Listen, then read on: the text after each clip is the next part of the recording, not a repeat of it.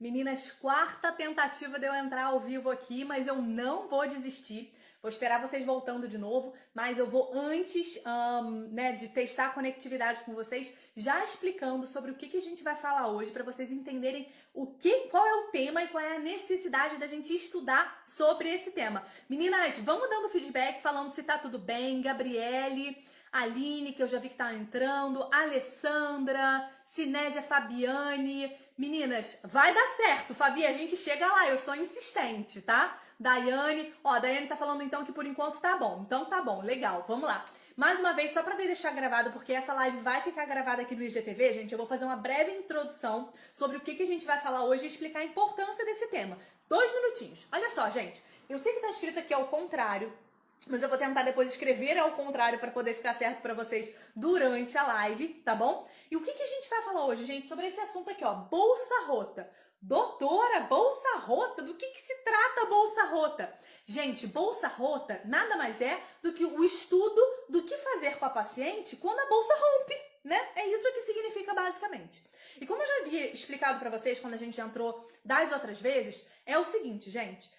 Essa aula que eu vou dar é uma aula que eu poderia dar para um estudante de medicina ou uma pessoa que está se especializando em obstetrícia. Eu vou falar basicamente o que a gente faz em diferentes situações, porque a bolsa, eu sei que quando vocês pensam em a bolsa estourou, vocês estão pensando naquele momento perto do trabalho de parto, quando o bebê já não é mais prematurinho, e quando a gente tem que decidir, saio correndo ou vou para o hospital, saio correndo para o hospital ou fico em casa, ou eu vou para o hospital com calma, posso tomar um banho, posso pegar a bolsa, será que vai dar tempo? Eu sei que a gente vai falar disso tudo, esse assunto vai ser extinguido até o final, mas é super importante que eu explique para vocês os pormenores desse tema.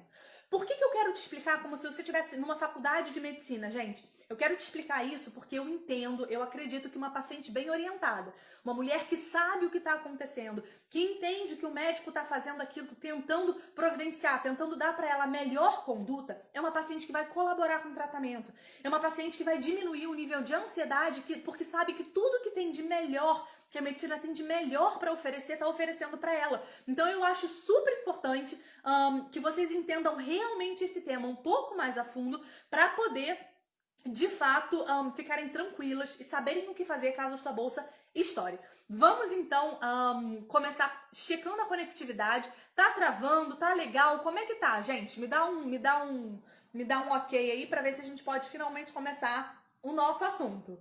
Me fala aí que eu vou esperar um pouquinho vocês. Muito bem. Ellen, Leni. Meninas, me deem um ok aqui para ver se eu posso prosseguir na aula. Elaine falou que acha que tá bom, não é isso? Então tá ótimo. Então eu acho que finalmente a gente resolveu o assunto. Então olha só, você que quer fazer faculdade de medicina um dia, que você quer fazer enfermagem, técnico de enfermagem, saibam que vocês vão estar recebendo um aulão hoje que vai ajudar vocês a entender mais ou menos como é que funciona esse assunto de uma maneira até muito mais profunda do que eu acho que qualquer um fala aqui no Instagram. Essa é a minha característica. Eu gosto de pacientes realmente bem informadas e que entendam de fato o que está acontecendo. Muito bem, tá todo mundo me dando ok? Então eu vou prosseguir. Gente, é o seguinte, eu sei que tá escrito aqui ao contrário, mas eu botei esse quadro para me dar um apoio, eventualmente, se eu precisar, se eu não precisar, eu continuo falando, tá bom? Eu vou deixar hoje o comentário aqui de vocês ativado só pela questão da conectividade, para de vez em quando dar uma checada. Vera, vai ficar gravada sim, tá bom? Fica tranquila, então qualquer informação que eventualmente pular, fiquem tranquilos que daqui a pouco a live já vai estar lá no IGTV e vocês já vão conseguir ver tudo que eventualmente vocês tenham perdido. Mas eu imagino que agora o negócio vai, eu acho que agora a gente finalmente conseguiu engatar. Coisas de conectividade são assim mesmo, né, gente? Coisas que eu não tenho muito controle.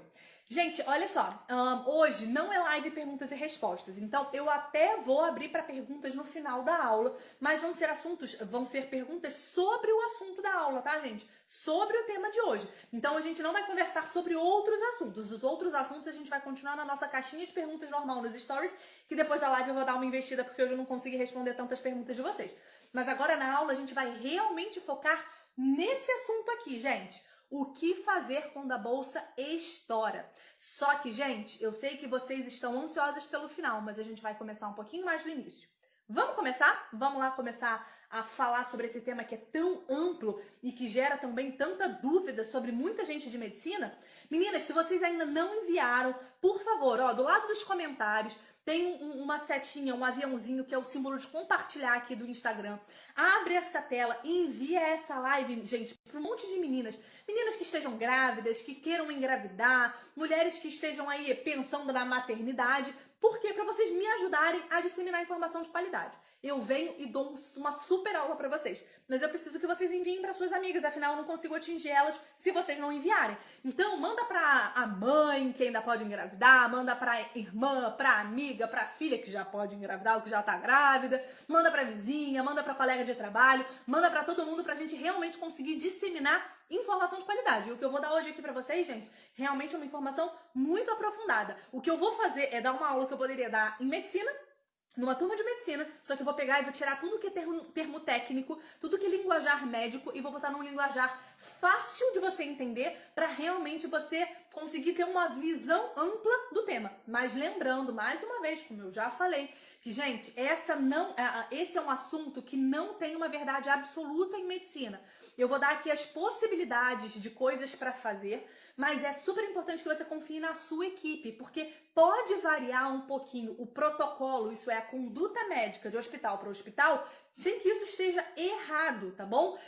Variações grandes são esquisitas, não é disso que a gente tá falando, mas variar um pouquinho pode acontecer sim. Isso aí, ó, a Flávia falou que enviou lá no grupo do WhatsApp. Muito obrigada, Flávia. Gente, vamos começar a conversar? Meninas, a primeira pergunta que a gente faz quando uma paciente fala pra gente que a bolsa rompeu, não é o que fazer. A primeira coisa que a gente se pergunta quando uma paciente fala pra gente que a bolsa estourou e liga e pergunta o que eu faço, a primeira coisa que eu penso não é realmente o que a paciente tem que fazer. A primeira pergunta que eu me faço é essa daqui, ó, gente. Deixa eu ver se eu escrevi certo.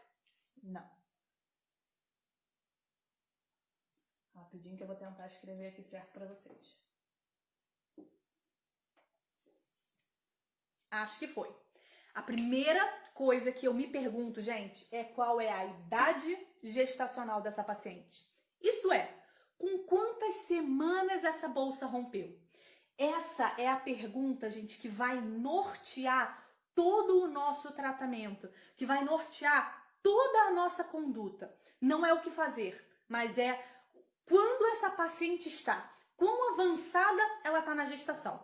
E para isso, gente, eu tenho 3 respostas possíveis, 3 grupos de resposta. Ah, doutora, porque eu posso estar com 15 semanas, 16, 17, 18, 19. Então tem 40 respostas possíveis? Não, porque a gente divide as pacientes em grupos, tá bom, gente? Então, vou desligar. Ah, então tá bom. Vou desligar os comentários aqui que alguém pediu pra poder ver melhor. Então eu vou desativar aqui os comentários, tá ótimo. Depois a gente volta com os comentários no final, tá bom? Mas basicamente, gente, o que a gente tem que começar então se perguntando é: quando a bolsa dessa paciente rompeu? Ou melhor, com que idade gestacional, que é esse IG que eu escrevi aqui pra vocês, a paciente tá? Isso sim vai nortear. Não é se ela tá no shopping, se ela tá em casa, se ela tem que sair correndo, embora a gente vá falar sobre isso, calma. Mas basicamente, gente, o que a gente tem que se perguntar é quando essa bolsa rompeu. E para isso nós temos 3 grandes grupos que a gente separa essas pacientes. Muito bem. O primeiro grande grupo, gente, que eu vou botar aqui do ladinho de cá, são as pacientes que a bolsa rompe, ó, com menos de... Eu não vou conseguir escrever ao contrário, gente, tô ruim, muito difícil escrever ao contrário, mas eu vou botar aqui, eu sei que vai ficar um pouquinho confuso, mas vocês tentem entender. Vamos lá. É quando a bolsa rompe com menos de 26 semanas de gestação. Isso acontece, doutora? Acontece, infelizmente. Outro grupo de pacientes é quando a bolsa rompe entre 26 e 34 semanas de gestação, tá bom? Na verdade, eu vou fazer até melhor, porque hoje a gente tem 4 grupos. Antigamente eram 3. Hoje, para poder facilitar para explicar a vocês, a gente em medicina ainda fala 3 grupos, mas para vocês eu vou falar em 4, porque isso vai realmente facilitar o entendimento. Vamos botar aqui, ó, o primeiro grupo, segundo grupo, terceiro grupo e quarto grupo. Então vamos lá. O primeiro grupo, gente, como eu falei, são aquelas onde a bolsa rompe com menos de 26 semanas, tá? Eu sei que tá difícil de vocês enxergarem, mas é só pra vocês localizarem, verem a localização aqui no quadro, pra vocês poderem se lembrar de qual idade gestacional que eu tô falando, tá bem? O segundo grupo, gente, é quando a bolsa rompe entre 26 e 34 semanas. Esse é um segundo grupo de pacientes. E eu vou explicar por que esses grupos são diferentes e por que essas idades gestacionais são essas que a gente define, tá bom? O terceiro grupo que a gente pode falar, gente, é as pacientes que rompem entre 34 e 36 semanas. Ou melhor, 37 semanas, perdão. Entre 34 e 37 semanas. E outra é o grupo que rompe com mais de 37 semanas. Eu sei que vocês estão vendo ao contrário, mas só gravem que existem 4 grupos para vocês entenderem a setorização, o raciocínio que a gente tem que fazer na hora de conduzir essas pacientes, tá bom? Vamos lá, gente. Por que a gente está falando isso? Sempre quando a gente pensa na bolsa romper, como eu falei, as pacientes normalmente pensam nesse grupo. Das pacientes que já estão com mais de 37 semanas. O que significa isso? Significa que com mais de 37 semanas o bebê já não é mais prematuro. Então, se ele nascer agora, ele provavelmente não vai ter os problemas relacionados à prematuridade, a nascer antes do tempo. Um bebê que provavelmente vai ter que possivelmente teria mais dificuldade de respirar, mais suscetível a infecções, né? Esse bebê com mais dificuldade de mamar, que possivelmente teria que ir para UTI neonatal. Esse bebê com mais de 37 semanas é o bebê que a gente está falando que não é mais prematuro. Mas ainda assim, gente, dentro do grupo dos prematuros, a gente tem 3 grupinhos que são muito diferentes. É muito diferente da gente falar de um nascimento de um bebê de 24 semanas pra gente falar de um nascimento de um bebê de 36 semanas. Apesar dos dois serem prematuros, eles são prematuros diferentes. E isso faz com que a gente tenha, assim, condutas diferentes se a bolsa romper antes do tempo, tá bem? Então vamos começar conversando um pouquinho. Eu sei que o grupo que vocês mais querem saber é esses, e eu vou gastar mais tempo da aula falando neles.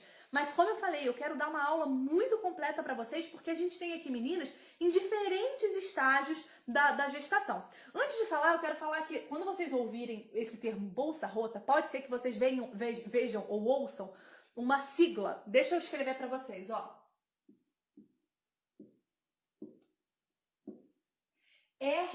RPMO. O que significa tal? Ficou bem na... Deixa eu... talvez aqui, isso. Deixa eu explicar para vocês o que significa RPMO. Rotura, que é rompimento, prematuro de membranas ovulares. Membranas ovulares, gente, é a bolsa, tá? Nada mais é do que a bolsa d'água. Ruptura é quando a bolsa se rompe, então é a ruptura da bolsa d'água. E o que significa esse prematuro? E por isso que eu lembrei de falar isso agora. A ruptura prematura, gente, não significa que o bebê é prematuro. A ruptura prematura de membranas ovulares, isso é, a bolsa romper prematuramente antes do tempo, é simplesmente quando a gente está fora do trabalho de parto. Toda bolsa que se rompe fora do trabalho de parto é considerada uma ruptura prematura, antes do tempo das membranas ovulares. Isso significa que a paciente pode estar nesse grupo dos bebês que não são mais prematuros. Elas podem estar com 37, 38, 39, 40, 41 semanas. 41 semanas e 6 dias, que é o limite máximo. E ainda assim ter uma ruptura prematura de membranas ovulares. Isso é, a bolsa romper antes do tempo. Porque, por definição, para a medicina, romper a bolsa no momento certo é já no trabalho de parto. Se a bolsa rompe fora do trabalho de parto, é considerada uma ruptura prematura. Tá bom, gente? Então, vocês podem ouvir esse termo. Se por acaso isso acontecer com vocês, isso pode ficar, inclusive, escrito no prontuário de vocês, RPMO, ruptura prematura de membranas ovulares. Não significa que o seu bebê esteja prematurinho. Não significa que a bolsa rompeu quando ainda é muito arriscado para o seu bebê. Não, o que isso significa é que rompeu antes do trabalho de parto. Tá legal? Vamos prosseguir.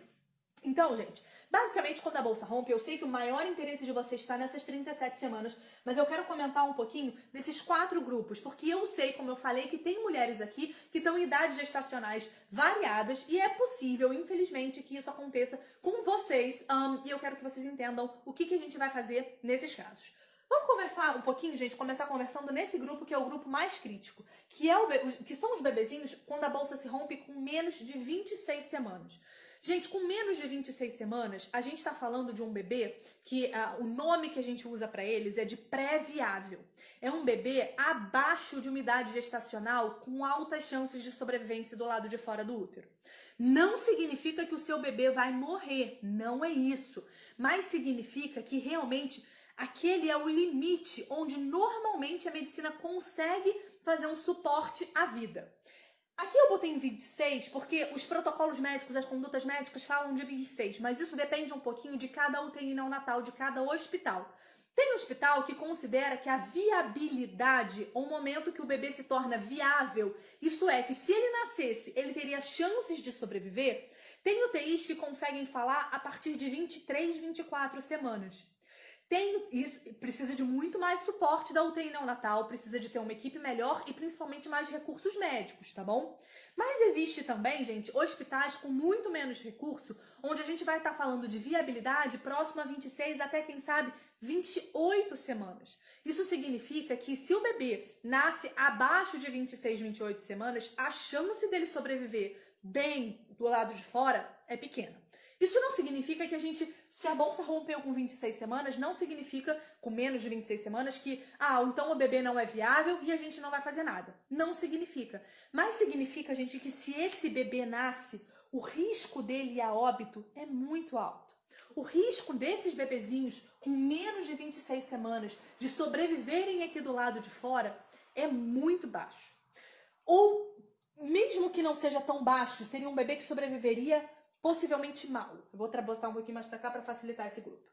O que nesse grupo aqui, então, gente, a gente tem que pensar? Primeiro, como eu falei para vocês, o suporte da UTI neonatal. E segundo, a gente tem que conversar com a família, em especial em idade gestacional abaixo de 20 semanas, sobre o risco da gente manter essa gestação. Quem me conhece sabe que eu sou cristã e sabe que eu luto pela vida até o fim, com todas as unhas, com unhas e dentes, né? Mas eu tô querendo colocar aqui para vocês uma discussão médica.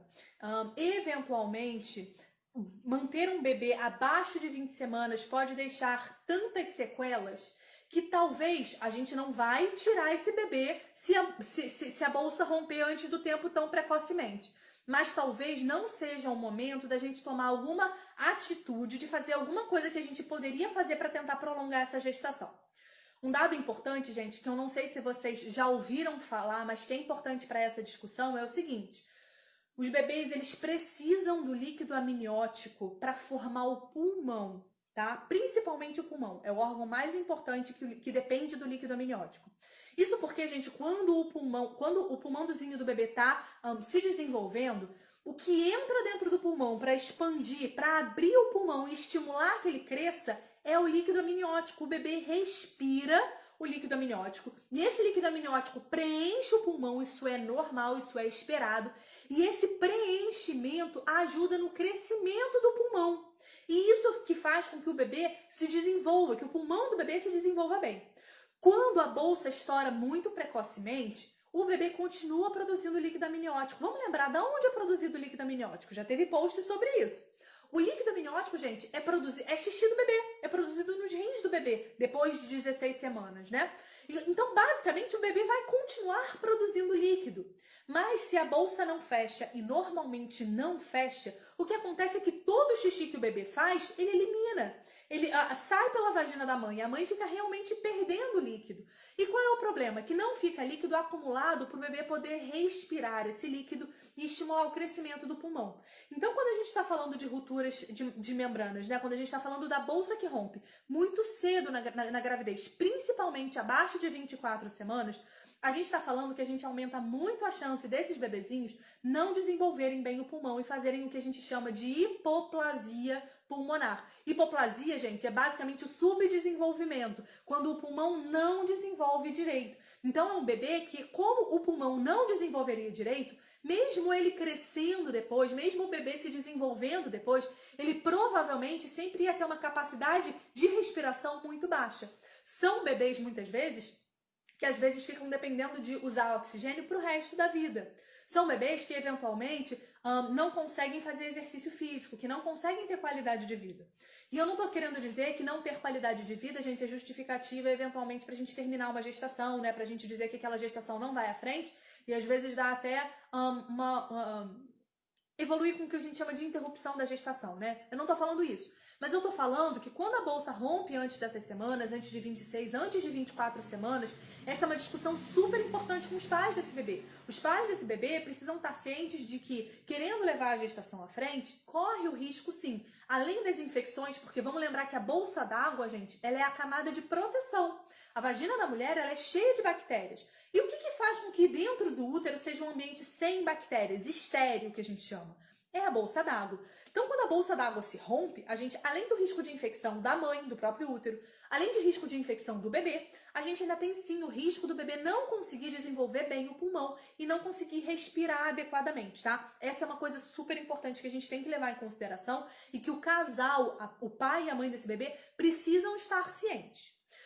A questão, gente, é que abaixo de 26 semanas, às vezes esse risco é tão alto, o risco de infecção, que às vezes o risco do bebê se desenvolver pior é tão alto que em algumas situações, alguns médicos e algumas pacientes, isso é uma decisão em conjunto, que eu não tô aqui para julgar, alguns vão optar por, mesmo que não interrompa a gestação, mesmo que não induza o aborto, né, não fazer nada para segurar também. Tudo bem, gente, olha só, já que a gente rompeu num cenário muito ruim, vamos dar uma chance para essa gravidez. Vamos ver se sozinha ela consegue se prolongar. Se a gente consegue deixar o bebê dentro da barriga da mãe e vamos ver no que bicho vai dar. Mas também não vamos fazer nada para poder dar certo, porque a chance da gente dar certo e conseguir, mas eventualmente o bebê ter malformações, ter problemas pulmonares são tão altos que talvez a família não queira. Essa é uma decisão muito difícil. É uma das decisões mais difíceis da medicina. E na minha experiência, gente, eu já vi bebê que rompeu a bolsa com 19 semanas e que ficou super bem, sem nenhuma repercussão pulmonar, né? O pulmão maravilhoso. E eu já vi bebês também que ficaram absolutamente dependentes da UTI, que não conseguiram ter alta do hospital. Então essa é uma decisão muito difícil. Ela é muito mais fácil quando a gente pensa nela, né? Mas realmente para a família é uma decisão super complicada. Mas o que eu quero que vocês entendam é que antes de 26 semanas, a gente não... Ou a gente vai indicar... A gente não, né? Eu não faria isso, mas enfim. Ou o médico vai indicar a interrupção da gestação, se for muito cedo, por exemplo, 17, 18 semanas, a gente tá pensando nesses casos também. E eventualmente, ou o bebê... a gente basicamente vai ficar diante de duas situações que a medicina coloca pra gente. Ou a gente vai decidir por interromper a gestação, existem alguns protocolos que falam isso, por conta do risco da mãe ficar exposta à infecção durante muito tempo, tá? Ou a gente não vai fazer nada, dá tempo ao tempo, dá sorte pra sorte. A gente vai esperar, vai ver se esse útero aguenta, a gente vai ver se esse bebezinho aguenta, se a gestação se prolonga, mas a gente também, com menos de 26 semanas, não costuma fazer nada para prolongar essa gestação. A gente basicamente deixa quieto e vê o que acontece. Essa paciente é uma paciente que vai ficar internada, tá, gente? Ela vai ficar internada pra gente monitorizar esse bebê e principalmente pra gente monitorizar a infecção na mãe, porque a infecção na mãe pode gerar infecção também no bebê. Então, basicamente, o que a gente vai fazer com menos de 26 semanas é internar a paciente. Nessa idade, como ele é considerado pré-viável, a gente não vai fazer antibiótico, a gente não vai tentar prolongar o tempo que esse bebê vai ficar lá dentro, a gente vai ficar fazendo o que a gente chama de conduta expectante. Isso é esperar e ver o que acontece. Alguns casos, como eu falei, não é maluquice de alguns médicos, sugerem realmente a interrupção da gestação. Isso entendem que foi como se fosse um aborto e vamos... que o bebezinho seria tão novinho que não teria nenhuma possibilidade, ou se tivesse possibilidade, ele ficaria tão mal, né, que não vale a pena investir nessa gestação. Mas basicamente o que a gente faz hoje, o que a maioria dos pais acaba optando, né, a equipe acaba optando, em especial depois de 20, 22 semanas, até aquele limite do 26, não fazer nada, a gente não está autorizado a prolongar artificialmente essa gestação, fazer coisas para prolongar essa gestação e fazer coisas, eu vou explicar para vocês, basicamente dar antibiótico e dar corticoide, que seria para o amadurecimento pulmonar, mas isso eu vou explicar um pouquinho mais à frente. Mas então a gente não faz essas medidas, mas a gente também pode deixar a paciente internada e ficar acompanhando sinais de infecção, tá? Essa é uma das situações mais críticas em obstetrícia, de mais difícil decisão. Isso gera super arranca-rabo entre os mais diversos médicos que você possa imaginar. Então não tem uma resposta certa, só queria dar um panorama para vocês. Acima de 26 semanas, 24 a 26 semanas é quando o bebê tem 50% de chance de viver e 50% de chance de morrer. Uma coisa interessante, gente, e aí a gente deve pensar, é que nesses bebezinhos os estudos mostram que não é nem a idade gestacional com que rompe a bolsa que vai determinar se esses bebês vão viver. Eu não tô falando nem de qualidade de vida, como eles vão viver, tô falando se eles vão viver. Mas geralmente, aí sim, até quando a gente consegue segurar, até quando a gente consegue manter essa gestação, tá? Quanto mais tempo a gente conseguir manter dentro da barriga essa gestação, melhores são as chances desse bebê, embora as sequelas possam continuar, principalmente, como eu falei pra vocês, as sequelas pulmonares. Mas, gente, isso daqui é a menor parte dos casos, então fiquem despreocupadas. Geralmente, isso acontece com 6 a 8 pacientes a cada 1000, tá? Então, é uma quantidade bem pequenininha de pacientes. Não é uma complicação rara da gravidez, mas é uma coisa que acontece com poucas mulheres, proporcionalmente falando. Agora a gente vai falar, gente, de um outro grupo de mulheres que antes era visto como um grupo só. Não, mentira. Não é, não. A gente vai falar sobre esse grupo aqui que era visto como um só. Hoje mudou um pouquinho. A gente vai falar dessas pacientes que a bolsa estoura entre 26 e 34 semanas. Aqui, gente, entre 26 e 34 semanas, o que a gente tem? A gente tem um bebê que já sobrevive com melhores taxas fora do útero. É um bebê que já sobrevive mais e sobrevive com menos sequelas fora do útero.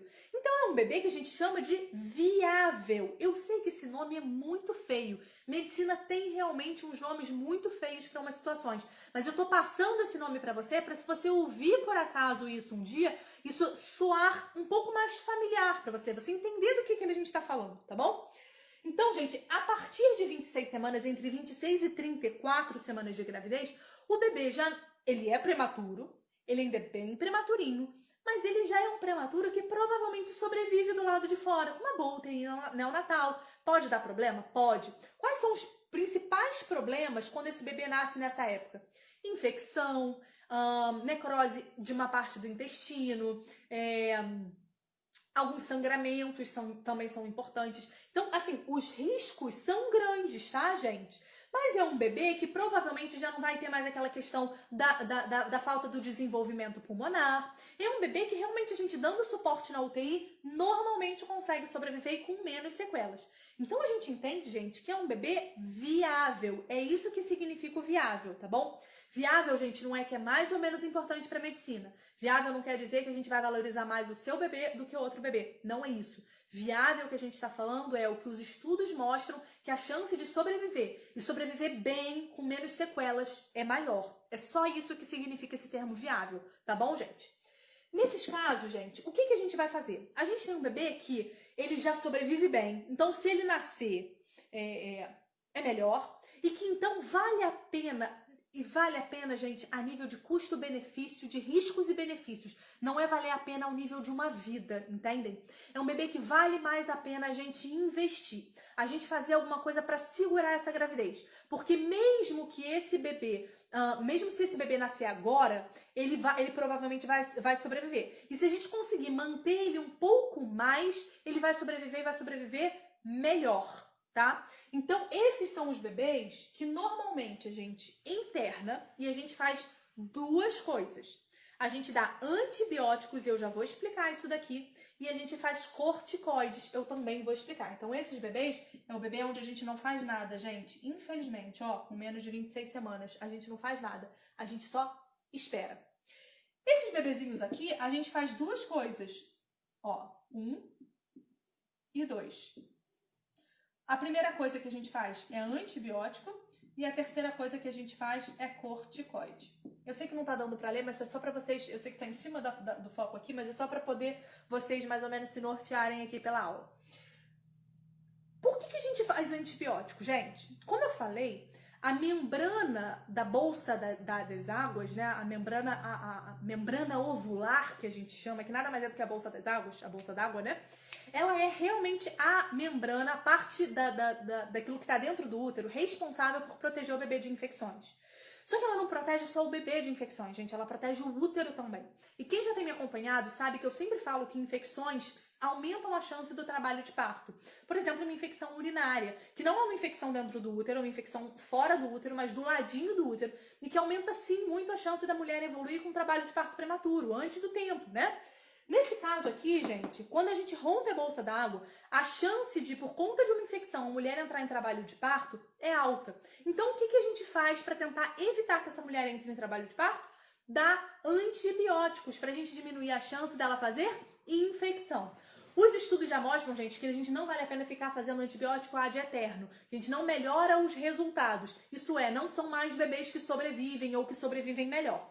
Nesse caso, a gente faz antibiótico por 1 semana. 2 dias de antibiótico venoso e mais 5 dias de antibiótico oral. Normalmente, essa paciente também vai ficar internada no hospital, ela vai ficar sendo vigiada a respeito de sinais de infecção, às vezes no exame de sangue, às vezes só medindo febre, temperatura, frequência cardíaca, avaliação do útero, que mostra pra gente também se existe chance dela estar fazendo alguma infecção. Então, a gente vai fazer o que a gente chama de antibiótico de latência. Esse é o nome técnico disso. É o antibiótico que a gente usa para aumentar o tempo entre a rotura da bolsa, o tempo que a bolsa estoura, até o momento que esse bebê nasce. Esse tempo é o tempo chamado de latência. Tá bem, gente? Então, é o que a gente fala que a gente vai fazer antibiótico para aumentar o período de latência. O antibiótico de latência também é um termo que a gente usa. Então, a gente vai usar basicamente 2 antibióticos nos 2 primeiros dias, quer dizer, um antibiótico em um dia, um outro antibiótico que vai durar 2 dias, e depois um outro antibiótico que já é pela boca, não precisa ser em acesso venoso, né? Não precisa ser pela veia, e a gente vai fazer mais 5 dias. Esse é um protocolo muito bem estabelecido, né? Em algumas maternidades, a gente ainda vai colher aquele exame do cotonete para ver que tipo de bactéria tá lá na vagina da mulher, para ver se ela entrando em trabalho de parto precisa repetir um desses antibióticos se tiver um tipo de bactéria específica que aumenta a chance de infecção no bebê. Então, gente, basicamente, essa é a primeira medida que a gente vai fazer, é tentar aumentar o tempo, o intervalo. Como esse é um bebê que já sobreviveria, mas que ele ganha bastante ainda ficando dentro da barriga, porque os riscos fora ainda são maiores, a gente vai tentar manter ele dentro da barriga, tá bom? Ele é um bebê que já vale a pena super investimento, ele é um bebê que morre muito menos.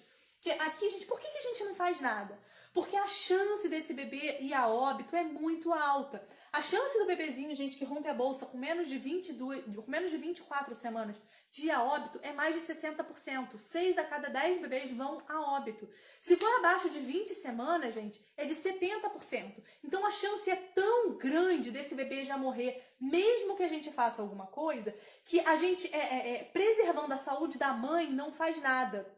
Porque se eu faço antibiótico, eu ainda assim tô botando a mãe em risco. Só que esse bebê já é um bebê que tá muito em risco. Com um bebê muito em risco, já não vale a pena eu botar a mãe tanto em risco. E isso acontece mesmo dando antibiótico, gente. Por isso que nesse primeiro grupo a gente não dá antibiótico, a gente não tenta estender esse período. Porque um bebê que provavelmente, falando de probabilidades, ele tem muito mais chance de morrer do que de continuar vivo, tá? E a chance da mãe ficar infectada, se infectar, é muito alta, porque ela vai precisar ficar muito tempo com esse bebê dentro da barriga com a bolsa já rompida. E é por isso que a gente não faz nada nesse período. Deu pra entender mais ou menos? Agora, quando a gente fala entre 26 e 34 semanas, gente, é um bebê que já sobreviveria aqui dentro e que a mãe já vai ficar menos tempo com esse bebê dentro da barriga ou com a bolsa rompida. Então, que vale a pena, sim, a gente fazer antibiótico para tentar aumentar esse período. E a segunda medida é fazer o corticóide, que é para amadurecer o pulmão do bebê. Por que eu quero amadurecer o pulmão desse bebê? Porque caso aconteça dele entrar em trabalho de parto e nascer, o pulmão dele tá mais bem preparado, tá bom? Então a chance dele ter algum problema respiratório quando nasce é menor. Então a gente vai fazer basicamente isso e, como eu falei, colher o exame do cotonete para ver se tem um tipo de bactéria específica, porque esse tipo de bactéria específica poderia fazer a gente ter que dar antibiótico para a mulher, mesmo depois dessa semana, no momento do trabalho de parto. Tá legal? Agora, gente, antigamente, depois de 34 semanas, entre 34 e 41 semanas, a gente tomava a mesma conduta para todo mundo. Mas tem uma novidade que é muito recente na medicina, que eu sei que gera muita agonia para algumas pacientes, mas que a gente está vendo que é benéfico. Antigamente, acima de 34 semanas, a gente já propunha o parto. Isso é, a gente vai fazer alguma coisa, ou se a gente não fizer alguma coisa, a gente vai programar fazer alguma coisa dentro das próximas horas ou dos próximos dias. Então, acima de 34 semanas, a gente sempre tomava alguma conduta. A gente deixava de fazer uma conduta que era... A gente não é mais uma conduta expectante, isso não faz nada. Ela deixa de ser uma conduta para aumentar o período de latência. E ela antes, com mais de 34 semanas, era o momento onde a gente propunha o parto. Cara, esse bebê já não é mais tão prematurinho. Se ele nascer, a chance dele ficar super bem, o risco de infecção é baixo, o risco dele ter desconforto respiratório é baixo, provavelmente ele vai precisar ficar pouco tempo na UTI. Então, no final das contas, até pouco tempo atrás, é pouquíssimo mesmo, acima de 34 semanas, os bebês eram... A gente tinha que botar o bebê para nascer de alguma forma. É fazer o que a gente falava de conduta ativa. A gente ativamente, de alguma maneira, vai induzir esse parto, tá? Só que agora mudou. Mudou porque a gente começou a perceber pelos estudos científicos que entre 34 e 37 semanas, isso é o bebê que é prematurinho ainda. É um prematuro já tardio. É um prematuro quase não prematuro, mas que ainda é prematuro. Esses bebês ainda assim se beneficiam de ficar dentro da barriga com a bolsa rota. A chance deles fazerem uma infecção, da mãe fazer infecção, é menor. Então eles se beneficiam de alguns diazinhos a mais, nem que sejam alguns diazinhos a mais dentro do útero. Isso significa que a gente não vai fazer Isso significa que assim, a gente não precisa, botando a vida da mãe em risco, prolongar o período que esse bebê tá lá dentro do útero. Mas se não nascer, deixa quietinho. Deixa ele lá maturando mais um pouquinho. A gente vai tomar alguma medida para evitar a mãe entrar em trabalho de parto? Não, a gente não vai evitar que ela entre em trabalho de parto. Então, se ela entrar com mais de 34 semanas, tudo bem, já tá bom, o bebê já ficou tempo suficiente. Mas também se ela não entrar, se ganhar uns diazinhos, estamos no lucro. Então, a gente não vai fazer antibiótico de latência, a gente não vai dar antibiótico para evitar que a mulher entre em trabalho de parto, entende? Mas a gente também não vai induzir o parto. A gente até pode dar o corticoide, porque antigamente a gente só dava corticoide até 34 semanas também. Hoje a gente pode dar até 36 semanas e 6 dias. Então a gente até vai dar corticoide. Mas a gente também não vai atrasar o parto, a gente não vai impedir o trabalho de parto só para dar corticoide. Faz se tiver tempo. Basicamente é isso. Então, entre 34 e 37 semanas, a gente vai continuar com uma conduta esperando, mas aqui também, gente, a gente não vai fazer antibiótico. A gente só vai fazer o número 2, aqui desse lado aqui, que são os corticoides, se der tempo. A gente não faz nada para impedir o parto, mas se o parto não acontecer espontaneamente, deixa o bebê maturar ali mais um pouquinho, tá? Agora, gente, é o grande momento que eu sei da aula que vocês realmente estavam esperando. Que são os bebezinhos que quando a bolsa rompe, gente, com mais de 37 semanas.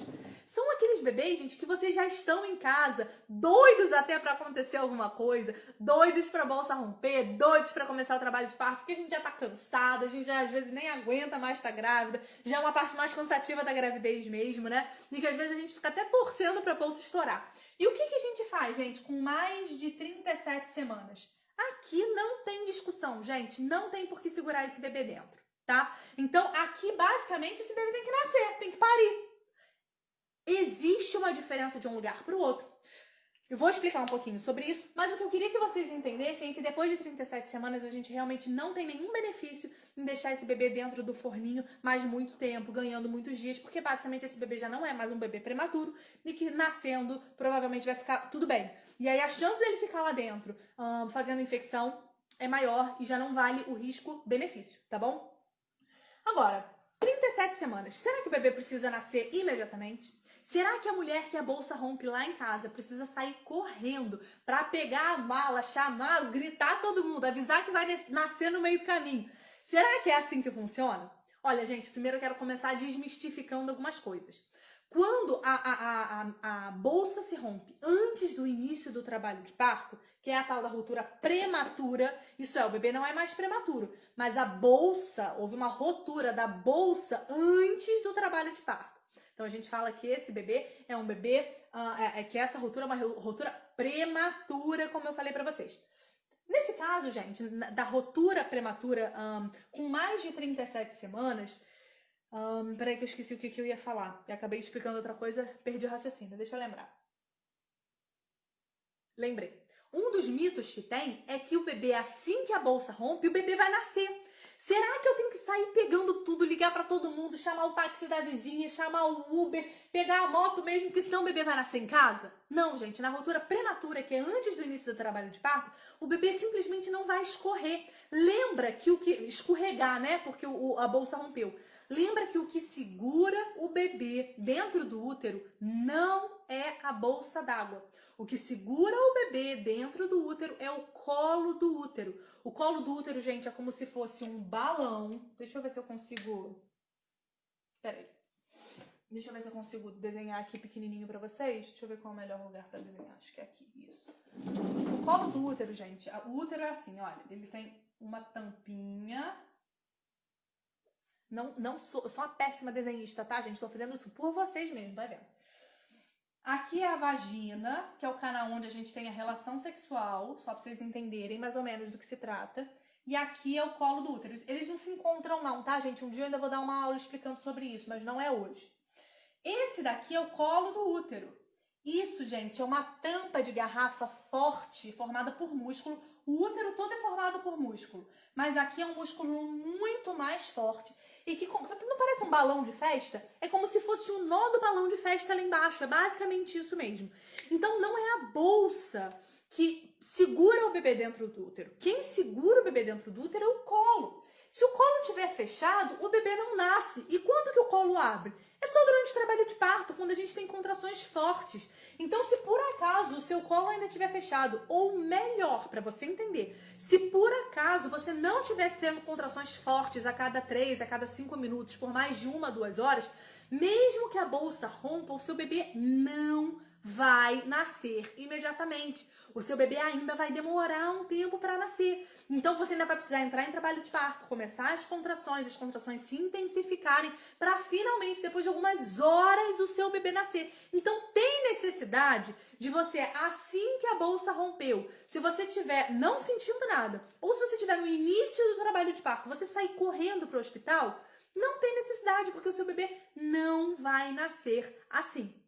Agora, isso, gente, é via de regra, tá bom? Se por acaso você, por exemplo, já estiver contraindo muito, aí vale a pena você ir um pouquinho mais rapidinho. Agora, doutora, será que então, já que não tem pressa, ao invés de ir para o hospital, o que deve acontecer? O meu bebê tem que nascer, mas será que depois que a bolsa rompe, existe a chance de eu entrar em trabalho de parto? E será que eu posso esperar esse trabalho de parto começar ainda em casa? Olha, gente, essa é uma resposta que não existe uma verdade absoluta, mas eu vou explicar para vocês algumas questões que envolvem isso. A primeira coisa que a gente tem que pensar se a mulher tem que sair correndo ou se ela pode esperar um pouquinho em casa, a primeira coisa que a gente tem que pensar é o aspecto do líquido. O líquido que saiu de você, o líquido amniótico que você eliminou, que desceu, que escorreu perna abaixo, ele foi um líquido claro, transparente, como se fosse água, né? Pode até ter uns gruminhos brancos, mas ele foi basicamente esse líquido muito transparente, como se fosse água, ou ele foi um líquido com cor, com um amarelo forte, um verde, um escuro quase preto. Gente, se o líquido que você eliminou foi transparente, você não tá sentindo contrações, tá tudo bem, a bolsa simplesmente estourou quando você tava lá plena, linda e bela, você pode ficar, ou melhor, você pode ficar em casa não, você pode ir com calma ao hospital. Isso porque você provavelmente está fora do trabalho de parto, as contrações não começaram, então o seu bebê não vai nascer. E se o líquido tá claro, isso é sinal que o seu bebê não fez cocô dentro da barriga, então que ele provavelmente está bem. O bebê provavelmente não está sofrendo dentro da barriga. Isso porque, gente, essa cor, esse tinto, esse líquido tinto que a gente chama, ou líquido meconial, quem colore, quem dá essa cor para o líquido amniótico, são as fezes do bebê, que a gente chama de mecônio, que são as primeiras fezes do bebê. Essas primeiras fezes, elas são, gente, de uma cor, um verde muito forte. Só que às vezes diluído, ele pode ficar parecendo um amarelinho, um marrom. E por isso que quando o líquido tá com alguma cor que não é branco, que não é transparente, esse bebê não necessariamente, mas possivelmente tá passando por algum grau de sofrimento que vale uma avaliação mais rápida no hospital. Então, nesse caso, gente, se você não está sentindo nada, se você não está em trabalho de parto e você eliminar um líquido claro, pode ir com calma para o hospital. O seu bebê não vai nascer agora. O bebê tem que nascer, a gente já vai falar sobre isso, o que vai acontecer quando você chega no hospital. Mas você não precisa sair correndo para ir para o hospital. Se é bom, repetindo, se você não estiver sentindo contrações fortes, pode até estar sentindo uma contração ou outra, mas ela não está vindo uma atrás da outra, né? Coisa de a cada 3 minutos, a cada 2 minutos. Se ela estiver começando as dores, né? Ou às vezes não sentindo nada, e o líquido estiver transparente, gente, dá tempo de você tomar um banho, de você ligar para o marido, para a mãe, para a tia, para a vizinha, dá tempo de você pedir, ver como é que vai para o hospital e se dirigir com calma para o hospital. Ah, doutora, mas eu não posso ficar em casa? Não, gente, a gente não indica que mesmo quando tá tudo bem, a paciente fique em casa. Nesses casos, a gente precisa de uma avaliação do bebê. Ela só não precisa ser uma avaliação tão imediata que a gente vai sair correndo para fazer isso. Se por acaso, inclusive, você tiver uma equipe que vá na sua casa, por exemplo, você tem uma equipe particular, ou você tem um enfermeiro obstétrico que vai te acompanhar em casa, ou até se seu obstetra vai te acompanhar em casa, nesse caso você poderia até chamá-los, eles vão até a tua casa para fazer uma avaliação basicamente do bebê, ouvir o coraçãozinho e ver se o bebê tá bem, se não tá tendo nenhuma compressão do cordão, se a forma com que o bebê e o cordão se encaixaram depois que o líquido estourou não ficou muito espremidinho, mas basicamente não tem pressa, porque a chance disso acontecer é super mínima. Tá bom? Então, a bolsa estourou, você não tá sentindo nada, tá sentindo muito pouca coisa, e o líquido tá transparente, claro que às vezes você confunde com xixi, pode esperar, ou melhor, pode ir com calma ao hospital, mas sem pressa, tá bom? Agora, se por acaso, como eu falei, mesmo não sentindo nada ou sentindo contrações bastante levinhas, se por acaso o líquido que você eliminasse, o líquido que descer perna abaixo, estiver verde ou amarelado, nesse caso, você não precisa correr risco de vida, se expor ao trânsito louco, sair correndo, não é isso? Mas vai com um pouquinho mais de celeridade, com mais agilidade ao hospital, tá bom, gente? Nesse caso, eventualmente, vale a pena gastar uma graninha a mais, chamar um Uber, chamar um táxi e já se dirigir ao hospital, porque, como eu falei, o líquido com cor é sinal de bebê que pode, não significa que está, com algum grau de sofrimento e que precisa de uma avaliação da equipe médica um pouquinho mais rápido, tá bom? Agora, doutora, cheguei no hospital, fui com calma, minha bolsa rompeu, eu acho que minha bolsa rompeu, depois a gente vai falar dos sinais quando a bolsa rompe, mas vamos levar que você entendeu que a água escorreu perna abaixo, a bolsa rompeu e você foi para a maternidade. Chegando lá na maternidade, será que o seu bebê tem que nascer imediatamente? Será que porque você não entrou em trabalho de parto, você tem que fazer uma cesariana? Será que tem pressa, urgência desse bebê nascer? Gente, o que os estudos mostram, os estudos separam essas pacientes em 2 grupos. E dizem que os bebês que nascem antes das primeiras 24 horas, ou melhor, vou corrigir minha fala. Os bebês, quando o parto é induzido antes das primeiras 24 horas, esses bebês, ou que a gente toma uma conduta ativa, isso é, que a gente faz alguma coisa, que a gente estimula o nascimento do bebê antes de 24 horas, esses bebês, eles vivem na mesma quantidade dos outros bebês, eles não morrem menos, mas eles ficam menos tempo internados, têm menos taxa de infecção, menos necessidade de ir para a UTI neonatal. Então, no final das contas, é um bebê que vai ter um pouquinho mais de qualidade de vida quando nasce. Isso significa, gente, que os estudos, então, nesse sentido, estabeleceram que se a mulher não entrar em trabalho de parto sozinha, o ideal é que nas primeiras 24 horas, no primeiro dia, o parto dela, de alguma maneira, seja induzido, tá bom?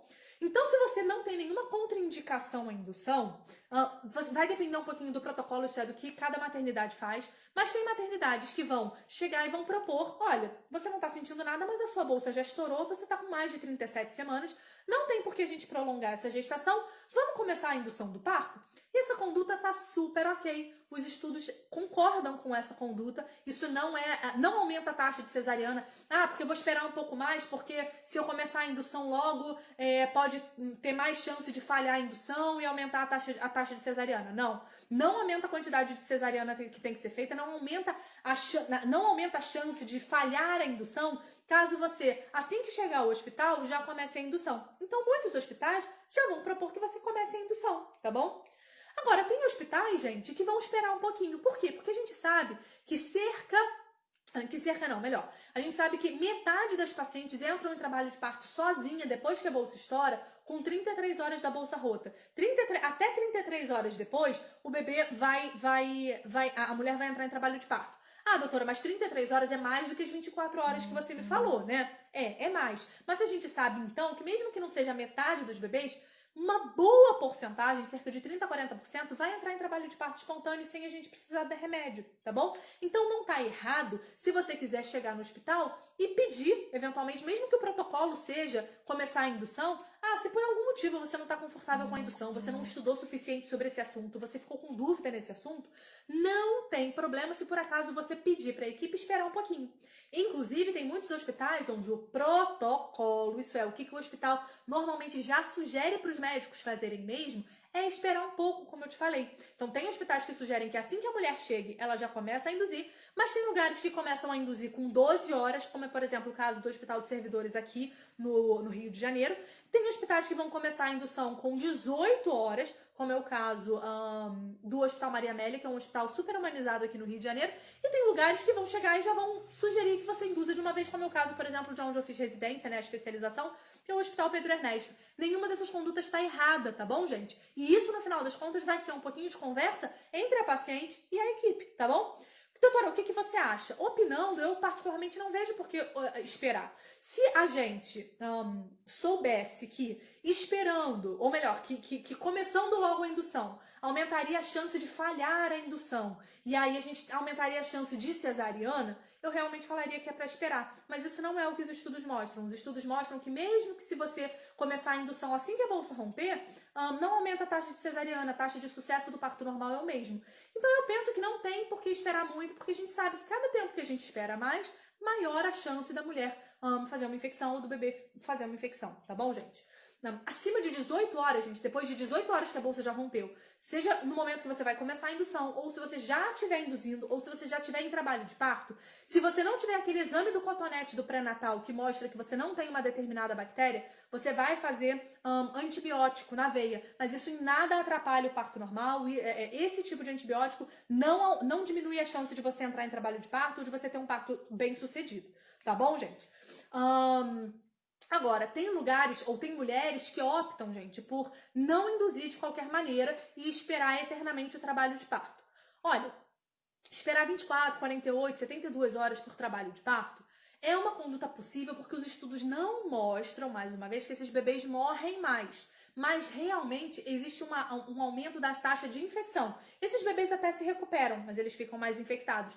Eles demoram um pouco mais para ter alta. Eles até têm alta, eles vão para casa, mas eles têm mais chance de ficar mais tempo na UTI neonatal. E mais tempo na UTI neonatal, infelizmente, aumenta a chance de desmame, do bebê não conseguir mamar, da mamãe não conseguir tirar todo o leite que o bebê precisa. Então, tem a questão social da mãe ter que ficar indo ao hospital ou ter que ficar no hospital só para poder acompanhar o seu bebê. Então, realmente, assim, hoje a gente a medicina mais tradicional, né, a gente não vê muito motivo da gente esperar e não fazer nada até 24 horas, né? Agora, entre 0 horas, né, no momento que a bolsa rompe, até 24 horas, realmente não tem um certo nem um errado. Os estudos realmente só falam a partir de 24 horas. Isso é, que as mulheres que só foram fazer alguma coisa, só foi induzir o parto, depois de 24 horas, esses bebês sim tiveram um pouquinho mais de infecção, de taxa de internação, e enfim, tiveram um pouquinho mais de complicações, embora não tenham morrido mais, tá bom, meninas? Então, gente, é basicamente isso. Não existe um certo ou errado quando a bolsa rompe depois de 37 semanas. Mas o fato é que, se o líquido estiver claro, a gente tem mais calma. Se o líquido estiver transparente. Se o líquido estiver amarelado ou esverdeado, a gente tem que avaliar esse bebê mais rapidamente, tá bem? Outra coisa que a gente tem que ter em mente é que depois que a bolsa rompe, se a mulher não entrar em trabalho de parto espontaneamente, ou se ela já não estiver entrando em trabalho de parto, a gente tem que sim pensar na indução do trabalho de parto, né? Dar remédios para a mulher poder aumentar a chance de entrar em trabalho de parto. E como eu falei para vocês, os estudos mostram que realmente tem benefício da gente fazer isso antes das 24 horas, porque aumenta a taxa ou melhor, diminui o tempo de internação, taxa de internação na UTI neonatal, tá bom? Deixa eu ver mais o que eu tenho que falar sobre esse assunto para vocês. Eu ia fazer um comentário aqui, mas agora eu acho que eu esqueci. Lembrei.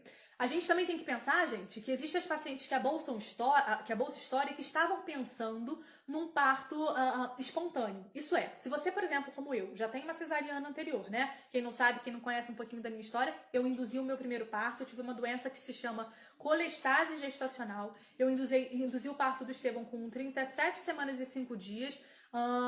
E aí, uma das complicações da colestase é maior chance de sofrimento fetal durante o trabalho de parto, e foi o que aconteceu com o Estevão. O Estevão começou a dar sinais de sofrimento e eu tive que fazer uma cesariana de emergência. Eu desejo muito um parto normal na minha próxima gravidez. E se por acaso acontecer de romper a bolsa, existe um certo tipo de indução, que é a indução com misoprostol, que são os comprimidos que a gente bota na vagina, que eu não posso fazer, que quem já teve uma cesariana anterior não pode fazer.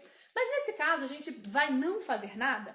Não, gente, a gente pode fazer o método de Krause, tá bom? Que é aquele método que a gente bota uma sondinha, e a gente pode, uma sondinha lá no colo do útero para estimular o início do trabalho de parto, e a gente pode sim usar baixas doses de ocitocina, que é aquele soro na veia, né? Mas também, nesses casos, meninas, uma das possibilidades é realmente a gente não fazer nada, caso a mulher tenha alguma contraindicação. Por exemplo, se ela já teve mais. Se a equipe ficar desconfortável de alguma maneira, é isso que eu queria falar. Se por acaso a equipe ou o médico do paciente ficar um pouquinho desconfortável de fazer qualquer tipo de indução, mesmo que seja o método de Krause, às vezes ele não está disponível no hospital. Ou até se ele ficar desconfortável em usar essa ocitocina de baixa dose, que não é contraindicada, a gente pode usar, mas tem médico que se sente desconfortável. Nesse caso, a melhor conduta a gente tomar é esperar. Porque existe sim, como eu falei, a chance dessa mulher entrar em trabalho de parto espontâneo. Então, ao invés de, não, essa paciente já tem uma cesariana anterior e a bolsa estourou, vamos operar. Não precisa fazer cesariana imediata, porque a gente sabe que uma grande parte dessas pacientes entra em trabalho de parto espontâneo, sozinha, depois que a bolsa estoura. Então, o que a gente faz dessas pacientes que já tem uma cesariana anterior, ou a gente induz com esses métodos que eu já falei, ou se o médico não se sentir confortável, a gente não precisa deixar de fazer nada. A gente pode simplesmente, a gente não precisa fazer alguma coisa, a gente não precisa operar imediatamente. A gente pode realmente esperar, às vezes quem sabe até 2 dias para aumentar a chance dessa mulher eventualmente dela entrar em trabalho de parto espontâneo e conseguir ter o bebezinho por parto normal. Gente, basicamente esse é o resumo.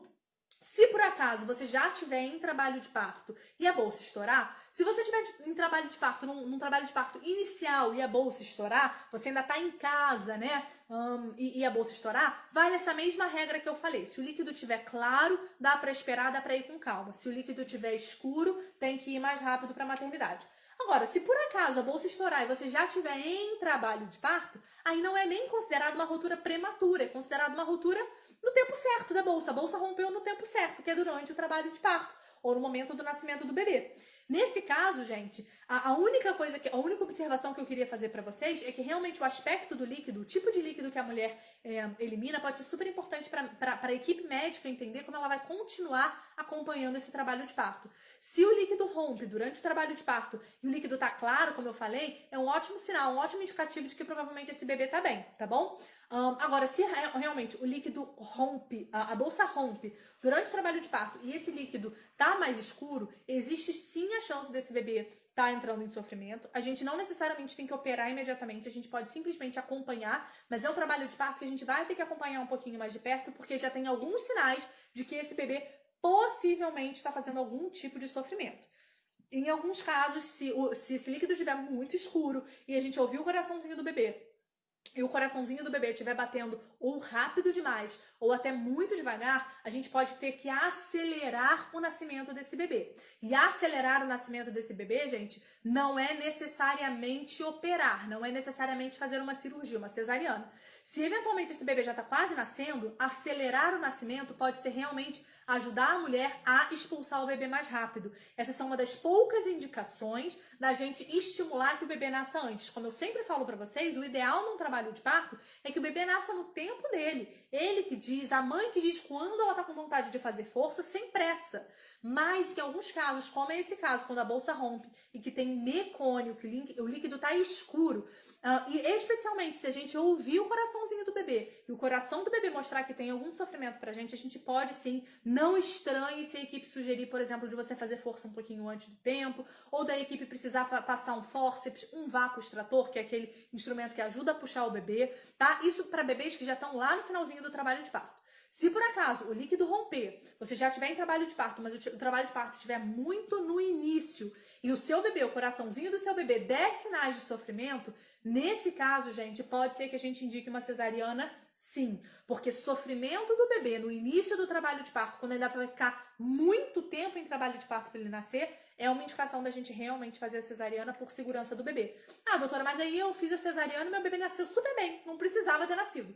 Não, o objetivo foi justamente esse. A gente já sabe quais são os sinais de que o bebê está entrando em sofrimento e a gente não quer perder tempo. Se o seu bebê ainda demorando, se ele ainda tiver um caminho longo para percorrer durante o trabalho de parto, já tiver no início desse caminho mostrando o sinal de que ele não está tolerando, que ele não está bem, o objetivo é que esse bebê nasça quando ele ainda está bem. Então você vai para cesariana e provavelmente o seu bebê vai nascer tudo bem, você nem vai saber que aquilo era sofrimento. Mas são sinais que a gente sabe que se a gente não fizer nada e deixar esse bebê alongar no trabalho de parto, possivelmente ele vai sim entrar em sofrimento e vai nascer mal. Então, a cesariana não é para tirar o bebê que já tá mal. A cesariana é para tirar o bebê que a gente sabe que ficaria mal se a gente não fizesse nada. Agora, gente, a última coisa que eu quero conversar nessa aula com vocês, que já tá mais longa do que eu imaginei até, é um assunto super importante. Quando que eu sei que a minha bolsa rompeu? Eu tenho certeza que você já se perguntou, gente, será que eu vou saber identificar se a minha bolsa rompeu? Gente, tem duas situações de rotura de bolsa, né, que são um pouquinho diferentes. Uma é super fácil de identificar, embora às vezes confunda, e a outra gera dúvidas, e às vezes vai gerar dúvida, inclusive no seu médico ou no plantonista que for te atender lá, tá? A primeira situação, gente, é quando a bolsa, no trabalho de parto ou fora do trabalho de parto, não importa, estoura de escorrer líquido perna abaixo. É um líquido, gente, como se a sensação que algumas mulheres descrevem é como se estivesse perdendo xixi, mas um xixi que não consegue controlar. Você não consegue segurar aquele xixi mesmo fazendo muita força. O xixi continua saindo. Uma outra dica é que esse xixi não sai, esse líquido não sai pelo canal habitual do xixi da paciente. Esse líquido, normalmente, ele sai lá pelo canal da... Normalmente não, ele sai lá pelo canal da penetração. É o canal da vagina, não é a uretra, não é Deixa eu desenhar aqui rapidinho pra vocês. Deixa eu ver onde eu tenho um buraquinho aqui, ó. Vou só usar aqui o meio. Esqueçam aqui o meu útero, tá, gente? Pensando na... Não, deixa eu apagar aqui pra ficar bonitinho, que a gente já terminou essa parte. Deixa eu explicar pra vocês aqui, ó. O que acontece, gente? Vou tentar desenhar pernas de mulher parindo. Não sei se serei capaz, mas vamos lá, vamos tentar. Ó. Eu não tô dizendo que mulher tem que parir nessa posição não, tá, gente? Isso aqui é só pra vocês entenderem a anatomia, o corpo da mulher. Basicamente é isso, tá? Ó. Isso daqui são as duas pernocas da paciente, tá vendo? Pra cá e pra cá. Entenderam as pernas? E aqui é como se eu estivesse olhando a pepeca de frente, tá bom? Tô olhando a pepeca de frente. A gente vai ter os grandes lábios, né, gente? Um de um lado. Ih, nossa, ficou ruim esse grande lábio aqui, tá bem destruído. A gente vai ter o grande lábio.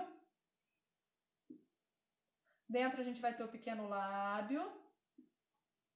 E aqui, gente, a gente vai ter a entrada da vagina, que é o canal onde a gente tem a relação sexual. E aqui a gente vai ter o canal de saída do xixi. No homem, o xixi e o sêmen saem pelo mesmo buraco. Na mulher, não. Na mulher, o canal reprodutivo é o canal da vagina, que é onde a gente tem a relação sexual. E esse daqui, gente, é o canal do xixi. E por que eu tô falando isso pra vocês? Por que eu tô fazendo esse belíssimo desenho pra vocês? Porque quando a gente perde líquido amniótico, o líquido amniótico está lá dentro do útero. E a gente chega no útero através da vagina. Então a gente vai sentir saindo líquido daqui, ó. Sabe qual é a sensação de uma menstruação muito forte descendo? Sabe quando desce aquele jato de menstruação, gente? Ele desce por aqui, ó. E é por aqui que a gente vai sentir o líquido amniótico saindo, escorrendo.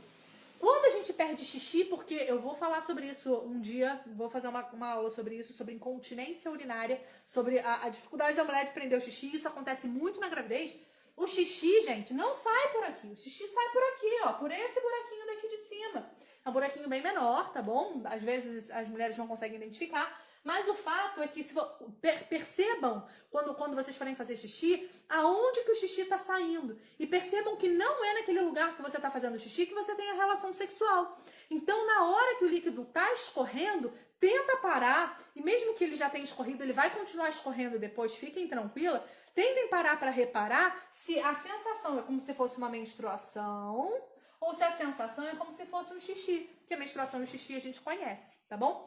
Então, gente, quando o líquido sai, a sensação que a gente tem é que a gente está perdendo pelo canal lá da relação sexual, pelo canal vaginal, um líquido que escorre perna abaixo, que a gente não consegue segurar, tá bom? O xixi, quando a gente perde xixi, geralmente a gente sente que é pelo canal da vagina. E outra coisa que é um pouquinho diferente é o cheiro, né, gente? O cheiro do líquido amniótico, as pessoas falam isso é real, ele cheira um pouquinho a água sanitária. O cheiro de xixi é cheiro de xixi normal. Então, quando escorrer muito líquido perna abaixo, veja, tenta discernir por onde ele saiu, mas provavelmente muito líquido que escorre perna abaixo, que molha a roupa, que molha o sofá, que molha a cama, que molha o carro, que molha o chão, esse tende a ser o líquido amniótico mesmo, tá bom? Agora, se por acaso você perdeu alguma coisa... e outra coisa é que quando é líquido amniótico, que ele continua escorrendo. Por que ele continua escorrendo? Porque a bolsa, gente, o que era a bolsa? A bolsa, ó, aqui tem bebezinho, ó o bebê de cabeça pra baixo. E aqui tem a bolsa d'água. Quando essa bolsa d'água rompe, gente, ela não volta a se fechar, todo xixi, lembra que o líquido é xixi do bebê? Lembra disso? Todo xixi que o bebê faz, continua o quê? Saindo. Aí o bebê acaba, aí saiu aquele jato inicial, pum. Aí o bebê, beleza, tá lá. Ih, ó o meu bebezinho ficou aqui pro lado.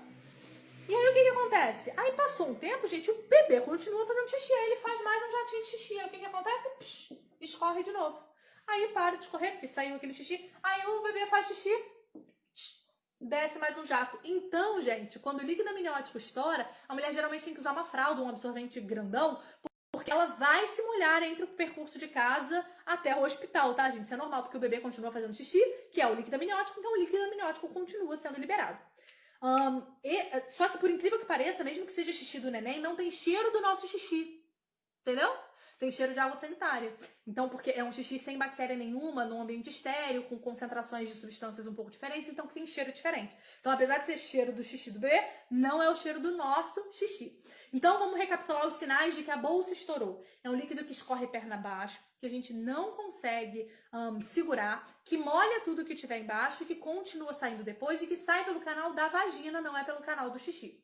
Quais são os sinais de que possivelmente é um xixizinho que tá saindo? Você consegue segurar um pouquinho, você possivelmente estava apertado, a sua bexiga estava um pouquinho mais cheia, ou você tá com infecção urinária, porque infecção urinária aumenta a chance de você perder xixi involuntariamente, sem querer, né? E tem aquela sensação de que realmente é xixi porque tá saindo do canal do xixi, não tá saindo do canal da vagina, tá, gente? E fora o cheiro do próprio xixi.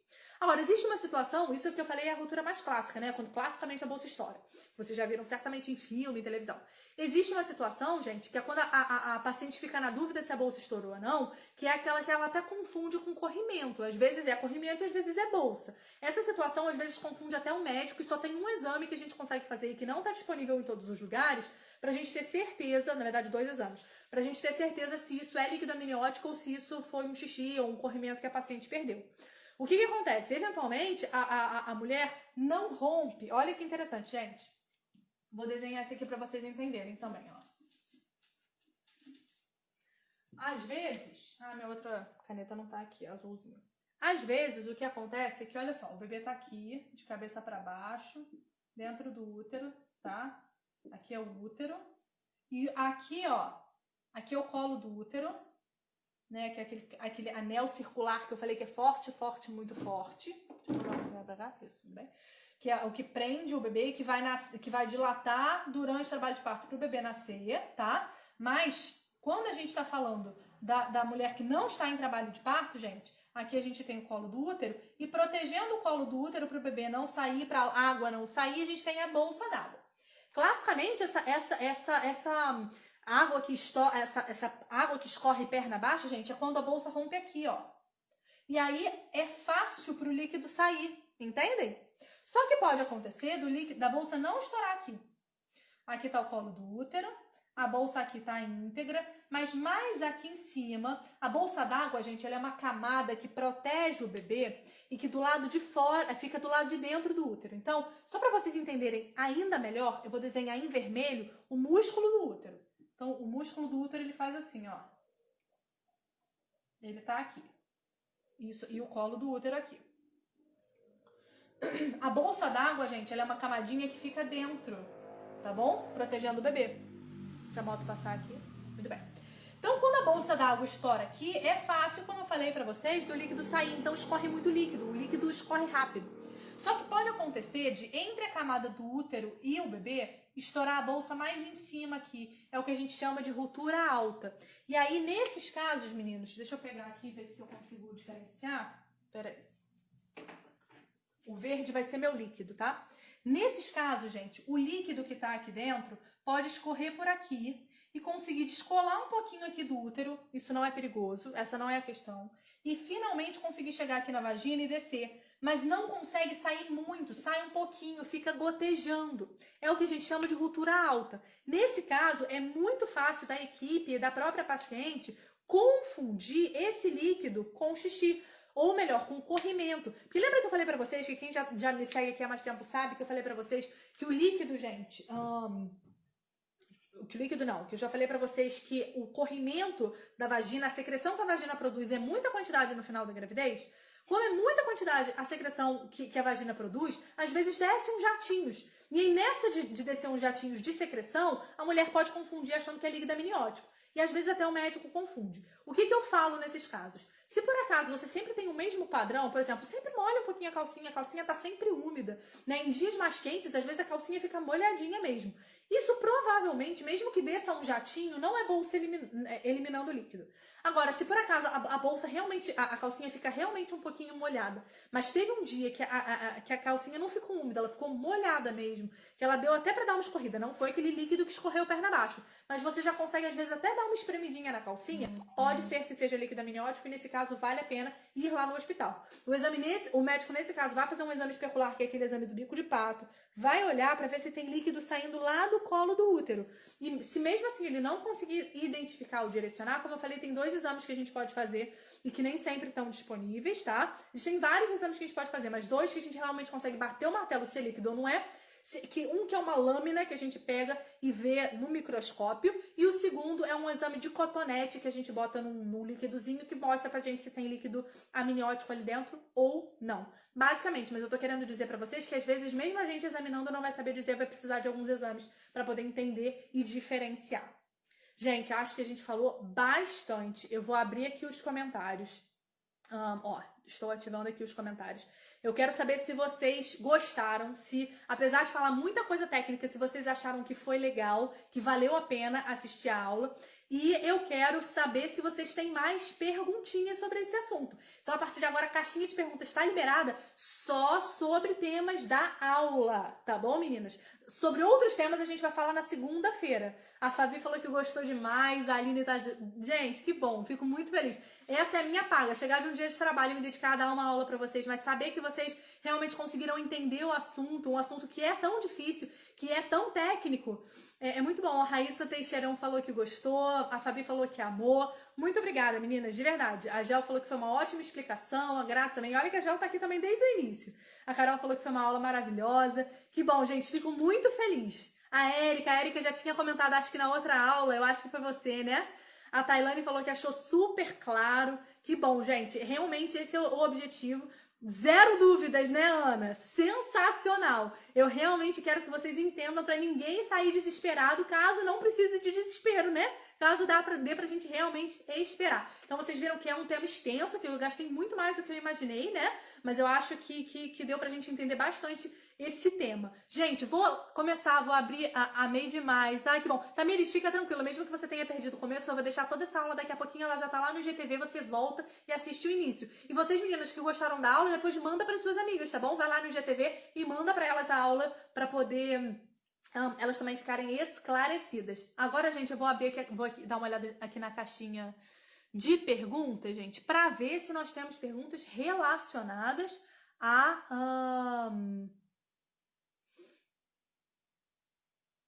aula, tá? Olha o que a Bruna perguntou, olha.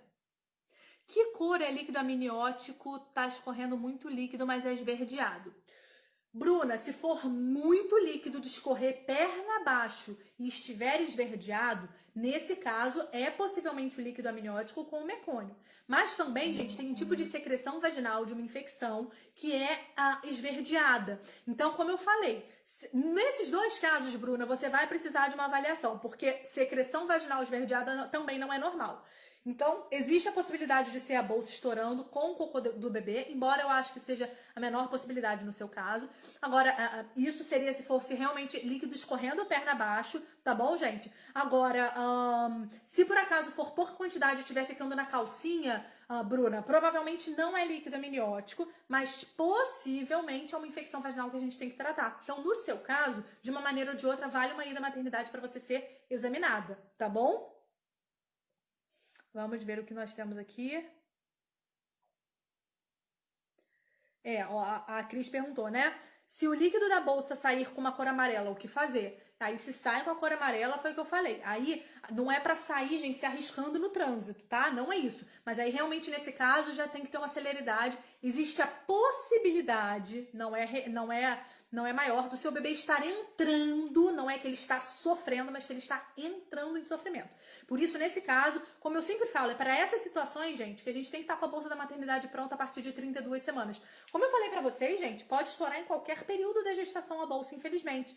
Embora a gente saiba, um dado que eu não dei para vocês que eu acho bem interessante é quantos por cento da bolsa estoura depois de 37 semanas fora do trabalho de parto. É cerca de 8%, então é super pouco comum. O mais comum é você realmente entrar em trabalho de parto e só durante o trabalho de parto a bolsa estourar. Geralmente, só 8 a cada 100 mulheres, depois de 37 semanas, a bolsa vai estourar antes do início do trabalho de parto. Então é um pouco menos comum do que vocês acham. A gente sempre acha que primeiro a bolsa vai estourar e aí a gente vai pra maternidade. Mas o que eu tava falando aqui pra Cristina, né, é que é por conta desses casos, gente, que eu sempre recomendo deixar acima de 32 semanas a bolsa da maternidade pronta. Doutora, por que 32 semanas? Se a bolsa pode estourar em qualquer momento, se eu posso ter uma emergência a qualquer momento. Porque é com 32 semanas que aumenta um pouquinho a chance do seu bebê poder ficar pouco tempo na maternidade e logo ir para casa. Então, ser legal, você já tá com tudo preparado. A partir de 34 semanas, pode ser que o seu bebê nem fique muito mais tempo internado, que ele vá para casa para você, com você em 3, 4 dias, né? Existem bebês que nascem com 34, com 35 semanas muito bem. Com 32 semanas, como por exemplo foi o caso da bebê da Romana Novaes, se eu não me engano, ela ficou coisa de 2 semanas mais ou menos na UTI. 2, 3 semanas, não foi mais que isso. Então, nesse caso, com 32 semanas com a bolsa já arrumada, significa que o básico do bebê já está arrumado. Então, que mesmo que você aconteça alguma coisa que o bebê nasça antes, ele vai ficar na UTI, mas você não vai ficar preocupada imediatamente em ter que preparar tudo para ele voltar, tá bom? Agora, se o bebê tá muito pequenininho, por exemplo, 28 semanas e nasce, não tem necessidade de tudo estar super pronto, porque você vai ter mais tempo com o seu bebê internado. E você podendo ir e voltar para acabar de arrumar as coisas. Por isso que eu acho que 32 semanas é uma idade muito boa pra gente ter tudo mais ou menos arrumado, tá bom? Ó, a Cristina falou assim também, olha, minha mãe, na segunda e na terceira gestação, a bolsa furou antes de 33 semanas. Qual a chance de acontecer na quarta também? Cristina, a gente sabe que uma mulher que estoura a bolsa, em especial quando estoura antes do tempo, a chance de acontecer de novo é um pouco maior do que esses 8%, tá bom? Eu admito que eu não sei te dar o dado exato, não tenho esse dado na minha cabeça, mas realmente é um fator de risco que a gente chama. Mulheres que já tiveram a ruptura prematura de membranas antes, a chance de acontecer de novo é maior. O que a gente tem que fazer, o que está a nosso alcance nesses casos, pra gente tentar diminuir a chance disso acontecer? Tratar todo tipo de infecção, vigiar todo mês a urina dessa mulher, pra ver que isso não é uma infecção urinária que está causando esse caso de ruptura. Uma das chances reais, gente, dessa bolsa romper são as infecções. Quais infecções, doutora? Todas as infecções que a mãe pode ter. Por exemplo, sífilis, gonorreia, clamídia, infecção vaginal, infecção urinária, né? Então, todos esses tipos de infecção, hepatites, a gente sabe que aumenta a chance do bebê romper a bolsa, tá? Então, o que a gente tem que fazer com essas pacientes que já têm história, a única coisa que a gente tem para fazer com essas pacientes que já têm história da bolsa ter rompido muitas vezes é vigiar muito de perto essas taxas de infecção, principalmente de urina, sífilis, HIV, hepatites, pra gente ter certeza que ela não tá fazendo uma infecção e que não são essas infecções que estão levando essa bolsa a estourar com mais frequência, tá bom? A Kaliane descobriu que tá grávida, parabéns. Ó, a Osana falou que o neném ficou 8 dias internado, que nasceu com 34 semanas. Você veja, foi um bebê que foi pra casa, né, Osana, com 35 semanas de idade corrigida, né, com 35 semanas e 1 dia, 2 dias. Então, você vê que esses bebês pequenininhos, eles podem ir pra casa. E por isso que eu falo que a partir de 32 semanas, que quando aumenta a chance, né, do bebê conseguir nascer e ir pra casa logo, é quando a gente já tem que estar com as coisas mais ou menos arrumadas do bebê, tá bom? Vamos lá, gente, deixa eu ver aqui. O que nós temos mais de perguntas em relação à live? Ó, a Karine perguntou como identificar se a bolsa estourou. Eu já respondi, né? Eu tô revisando as perguntas para ter certeza que vocês estão na mesma página que eu. A Dinai perguntou, se a bolsa estourar e o líquido estiver claro e sem contrações, não precisa ir para a maternidade? Dinai, precisa porque, na verdade, assim, nesse caso, Dinai, o que a gente precisa é que seu bebê seja avaliado. Se a única forma do seu bebê ser avaliado é na maternidade, aí você não precisa sair correndo. Mas com calma, pode tomar um banho, pode botar um absorvente, pode esperar o marido chegar, né? Se ele não for chegar daqui a 8 horas, mas se ele for demorar 1, 2, 3, 4 horas para chegar em casa, você pode pegar as coisas com calma e ir pra maternidade, porque a bolsa não, a bolsa estourando com líquido claro, né? Com líquido transparentezinho ou branquinho. E você fora do trabalho de parto, sem sentir dor, sem sentir contração, o bebê não vai nascer agora e não tem nenhum sinal de que esse bebê esteja entrando em sofrimento. Agora, como eu falei, é importante que a gente avalie esse bebê. Então, ou você vai com calma ao hospital, ou caso você tenha a possibilidade, né, de ter uma equipe dentro de casa, o que é a grande minoria das mulheres, você chama a sua equipe para poder fazer essa avaliação dentro de casa, tá bom? Deixa eu ver se temos mais perguntas. Gente, eu tô muito feliz porque tem poucas perguntas. Isso significa que eu acho que a aula foi boa, né? A Osana perguntou, é possível ouvir quando a bolsa rompe? Eu acho que eu ouvi, mas não tenho certeza. É possível. Tem algumas mulheres que fazem tipo um ploc, tá, Osana? Mas não esperem esse ploc para poder achar que a bolsa estourou. Vejam todos esses outros sinais que eu falei. Mas sim, é possível de fazer um na hora que a bolsa estoura, assim, por conta do vácuo da vagina, tá bom? Deixa eu ver se temos mais perguntinhas relacionadas à nossa aula de hoje. A Marillian perguntou, né? O que pode causar RPMO? Foi o que eu falei. Basicamente, tem as causas idiopáticas, que é quando a gente não sabe.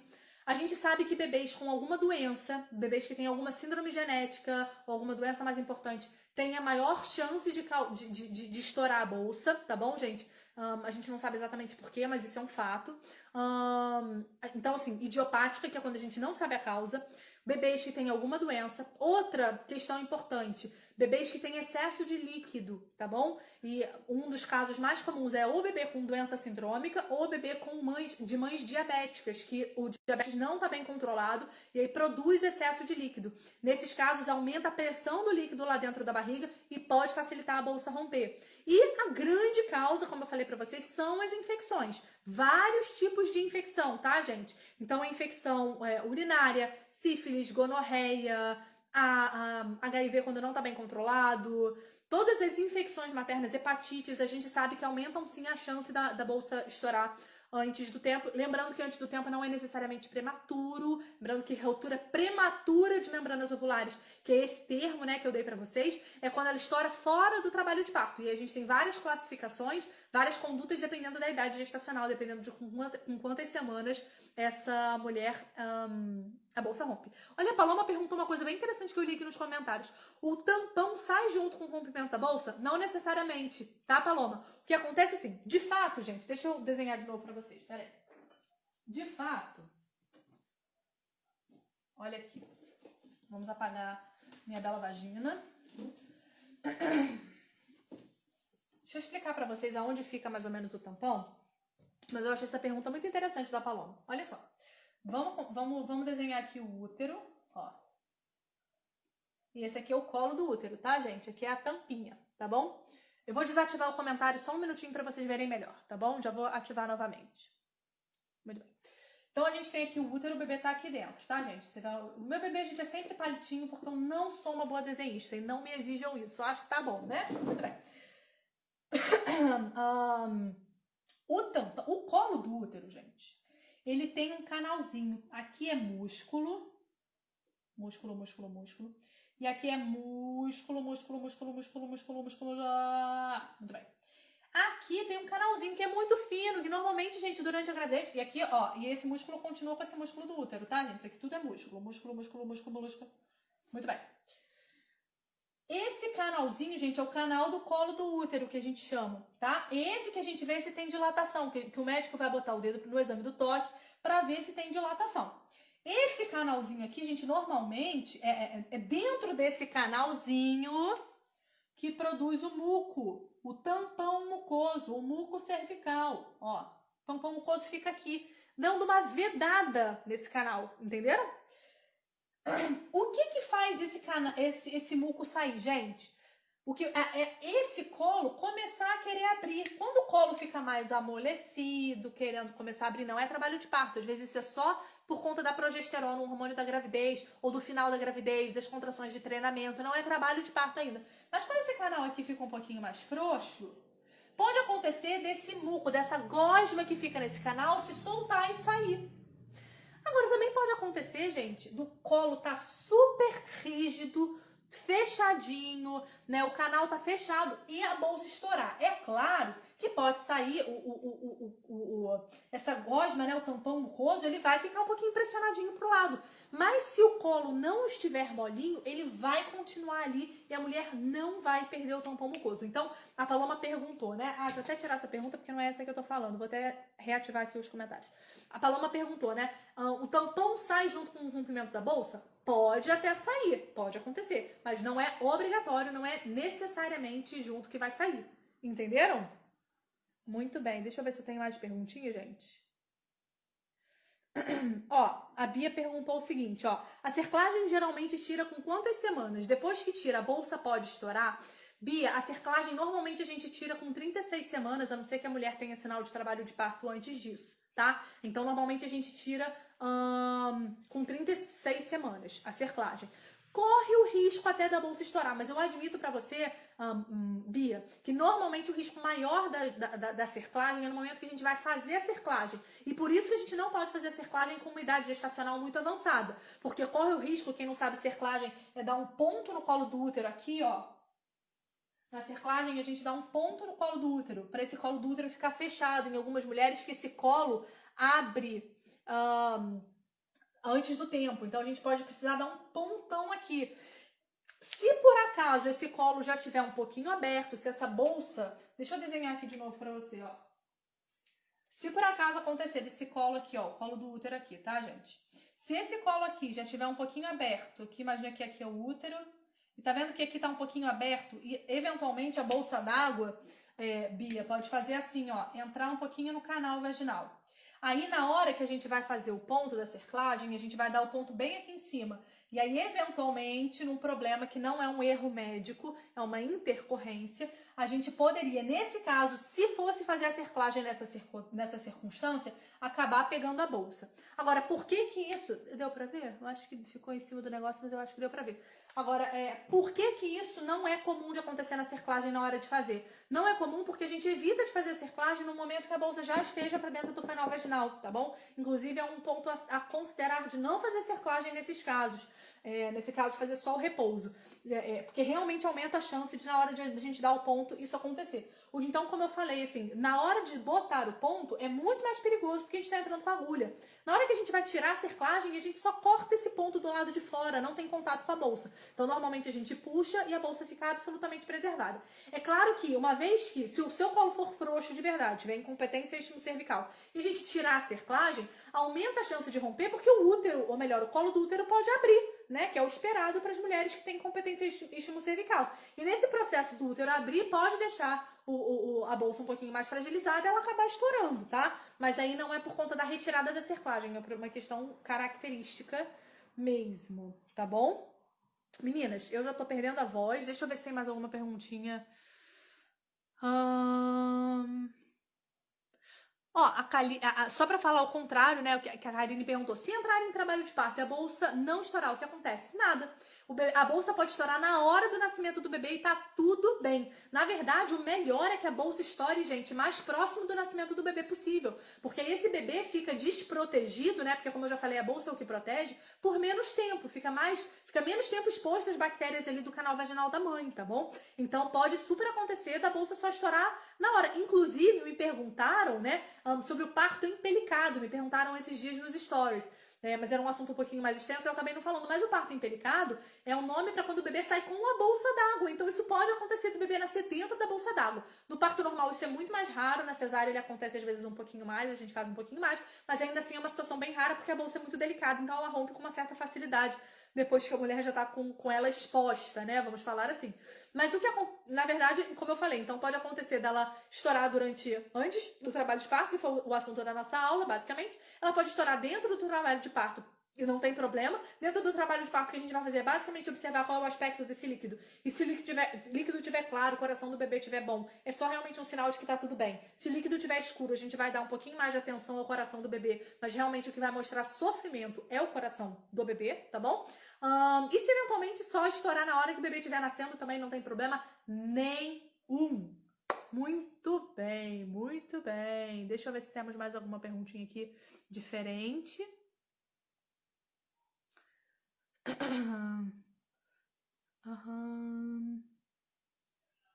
Gente, eu acho motivo da bolsa estourar. Eu acho que a gente já conseguiu realmente ampliar bastante esse tema. Essa foi a nossa segunda mini aula, ela vai ficar gravada no IGTV, então quem não assistiu toda ou quem ficou com alguma dúvida, quiser assistir de novo, entra lá no IGTV que essa live vai ficar gravada, uma live muito preciosa, tá bom?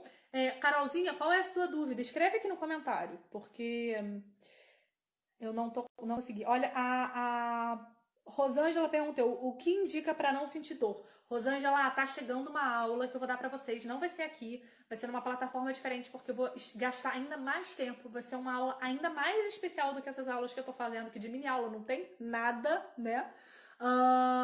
Nick, eu falei, não sei se você assistiu a aula toda, Nick. Quanto tempo que o bebê pode ficar sem líquido? Na verdade, o bebê depende da idade gestacional, tá bom? Mas basicamente pode ser que ele fique desde o momento que ele estourar, que a bolsa estourar, e às vezes isso acontece, como eu já falei, antes de 20 semanas de gravidez, até o momento de nascer, que idealmente seria próximo das 37 semanas. O risco de muito tempo do bebê, em especial pequenininho, ficar sem líquido, como eu falei, foi não desenvolver bem o pulmão. Mas depois volta lá no IGTV e assiste tudo, porque eu deixei bem explicadinho. Tá? Gente, eu não tô achando... A Carol, ela tá sempre aqui, tanto nas aulas que eu gosto, que eu realmente tenho que dar um carinho especial pra ela. Mas, Carolzinha, eu não tô realmente achando a sua pergunta. Achei. Deixa eu ver. Doutora, a minha calcinha fica muito molhada mesmo sempre uso que short molha. Pode ser a bolsa? Provavelmente não, Carol. Porque como eu falei, dentro daquelas duas situações, né? Uma, a bolsa estoura e escorre líquido perna abaixo. A outra é que a gente fica até na dúvida, porque escorre um pouquinho menos, pode confundir com corrimento. Mas mesmo nesse caso, onde a gente confunde com corrimento, normalmente muda o padrão. Por exemplo, você já sabe mais ou menos como fica... como já fica molhada, porque a gente fica molhada mesmo na gravidez, tá, gente? Então, assim, você já conhece. Se mudar esse padrão, você passar a ficar ainda mais molhada de um dia para o outro, ou de uma hora para outra, aí realmente a gente pode pensar em líquido, mas normalmente não. O que eu sugiro nesse caso é uma avaliação mais difícil, mas bota um absorvente só um dia, não fica usando absorvente eternamente, e tenta dar uma olhadinha uma cheiradinha no cheiro, tá, gente? Pra você tentar entender se tem um cheiro de líquido amniótico, que seria esse cheiro de água sanitária que eu falei, ou não. Tá bom, meninas? Meninas, olha só, a minha voz já tá acabando. Então, eu vou ter que realmente encerrar por hoje. Foi um dia de trabalho que eu emendei aqui nessa aula pra vocês, que não foi nada de mini aula, foi uma super aula. Então, indiquem pra outras pessoas, tá bom, gente? Se você ainda não tá no grupo do WhatsApp, não, perdão. Se você não tá no grupo do Telegram, vai lá no link da minha bio, entra no grupo do Telegram, porque eu tô dando dica todo dia. Hoje teve dica lá, então se você não foi, vai lá, não perde tempo. O link tá lá no link da minha bio, você entra no link da minha bio, vai aparecer um monte de opção, você clica participar do grupo do Telegram. E você vai entrar direto no Telegram se você já tiver o aplicativo baixado. E é um grupo silencioso onde só eu falo para eu passar informação para vocês. E a gente vai fazer lá a votação do tema da próxima mini aula de sexta-feira que vem. Então, se você quiser participar da escolha do tema da próxima aula, esse tema já foi votado lá. Se você quiser fazer parte da escolha do próximo tema da próxima aula, eu sugiro que vocês entrem no grupo do Telegram. Tá bom, meninas? Boa noite. Quando eu encerrar aqui a live, fiquem, gente, e ativem aqui as notificações, porque toda vez que eu entrar ao vivo, o Instagram vai te avisar e você não corre o risco de perder. Meninas, muito boa noite e até a próxima segunda-feira. Tem o quê? Live, perguntas e respostas com todos os temas, tá bom, gente? Beijos e até lá.